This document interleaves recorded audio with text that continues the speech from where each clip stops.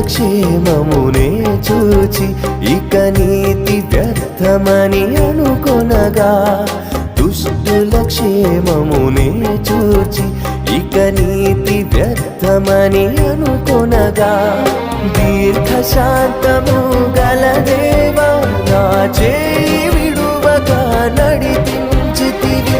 దీర్ఘశాంతము గల దేవా నా చేయి విడువగా నడిపించితివి. ఎడబాయని నీ కృప నన్ను విడువదు ఎన్నటికీ. ఎడబాయని నీ కృప నన్ను విడువదు ఎన్నటికీ.